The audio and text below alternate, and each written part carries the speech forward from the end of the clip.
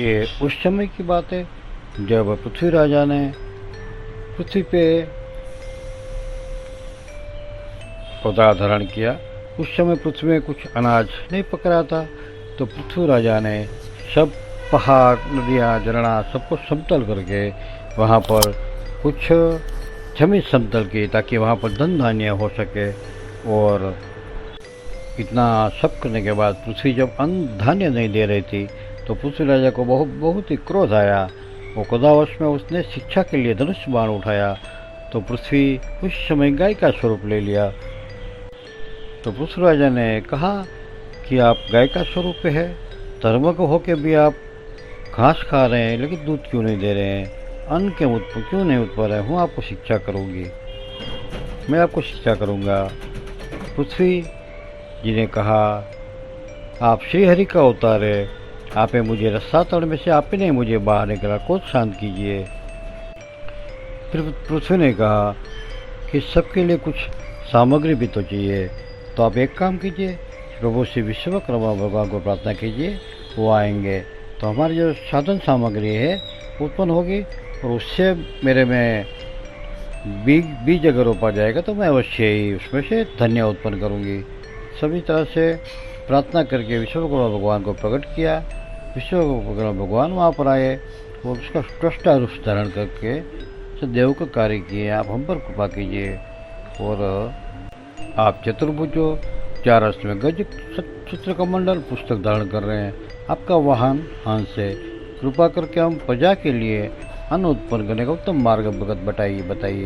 तभी पृथ्वी राजा को एक दिव्य तेज का दर्शन हुआ और मेघ के समीर गंभीर आवाज आए, हे राजन, आज से 7वें दिन माकल सुख त्रयोदशी नगर के बाहर वटवश के वहाँ हम प्रकट होंगे।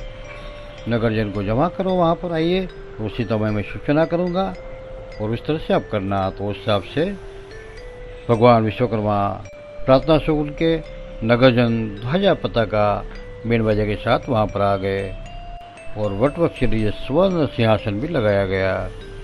प्रातःकाल पर पृथ्वी राजा तैयार होकर वटवृक्ष पर आ गए, ब्राह्मणों को बुला गया, वेद मंत्र से उसका मंत्रोच्चार करने लगे। जब भी विश्वकर्मा का आह्वान करने के बाद त्रयोदशी के प्रभात के प्रथम किरण के साथ ही स्वर्ण सिंहासन पर आरूढ़ हुए विश्वकर्मा भगवान का सबको दर्शन हुआ। जय जय घोष हुआ, जय जय बोलो विश्वकर्मा भगवान की जय। विश्वकर्मा माना जाता है श्री ब्रह्मा जी के भाई है, और हर एक भगवान बड़े बड़े के वहाँ पर जो है ब्रह्मांड में महल जो बनाए विश्वकर्मा जी ने बनाए। सुना जाता है कि द्वारिका का जो मंदिर है विश्वकर्मा का निर्माण है। हमें भारतवर्ष में जितने भी बड़े बड़े जो मंदिरों हैं उस सब विश्वकर्मा भगवान के बनाए हुए, उसके पुत्रों के बनाए हुए हैं। उसके पुत्र के बारे में इसके आगे हम बात करेंगे। आज अब बात कर रहे हैं कि वासुदेव कैसे प्रकट हुए। तो इस तरह से भगवान विश्वकर्मा प्रकट हुए और पृथ्वी के चरणों में प्रणाम किया। फिर विश्वकर्मा भगवान ने बहुत प्रफुल्ल की प्रार्थना के बाद कहा कि मैं आपके लिए एक पुत्र उत्पन्न करूंगा, वो आपकी सहायता करेगा। उसके पहले भगवान ने सब औजार उत्पन्न किए। वही औजार से पृथ्वी राजा ने जमीन में बीज बोए और वहाँ से उसका अन्न उत्पन्न होने लगा। तो वहाँ से हमें जो अन्न है सब मिलने लगा इस कृपा से। हे मुनियों, मेरु पर्वत जो था पाताल में था और नागों के साथ रास्ते में था वो। तो जब नाग लोग आते थे मस्तक में उसके मणि होता था, तो उसके घर्षण से जो लोहे का पर्वत था, लोहे घर्षण से जो लोहे का पर्वत था वो हेम का हो गया। उसका नाम हुआ हेमकूट। और हेमकूट पर्वत में वहाँ पर ही सुंदर गुफा थी, वो पाताल में था। तो वहाँ मनुष्य देहधर के हेमकूट रहने लगे।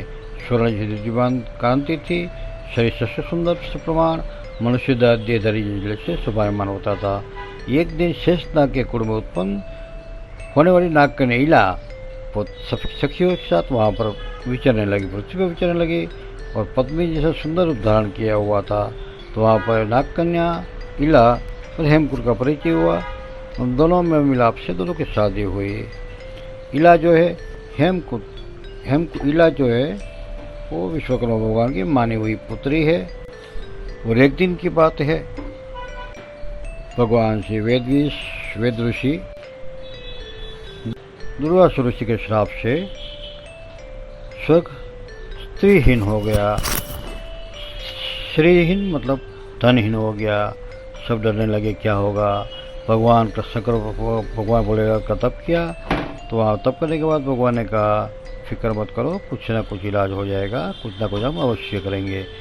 तो वहाँ पर एक दैत्य था, उसका नाम था अंधकारसुर, अंधक दैत्य था। जो अंधक दैत्य से युद्ध करते करते भोलेनाथ जी थक गए और पसीना थोड़ा हुआ। पसीने से अंधक के पसीने और भोले बाप के पसीने जहाँ गिरे, वहाँ से एक पहाड़ी रूप प्रकट पुरुष उत्पन्न हुआ। वो पहाड़ी पुरुष था, बहुत ही सुंदर और थोड़ा सा अजीब सा था, और पहाड़ श्री का उसका स्वरूप था। और सब वहाँ पर देखने लगे कौन है, क्या है ये, इतना बड़ा कौन है। तो उसी समय भगवान विश्वकर्मा प्रकट हुए और विश्वकर्मा ने कहा कि यह श्री भोले बाबा वो अंधक के देश से परसवे से उत्पन्न हुआ है, तो उसको मेरे पुत्र के तरीके स्वीकार करता हूँ। उसका नाम मैं वास्तु पुरुष तरीके से देता हूँ। इसी तरीके से वास्तु पुरुष हुए और युद्ध समाप्त हुआ। विश्वकर्मा भगवान ने युद्ध बंद कराया।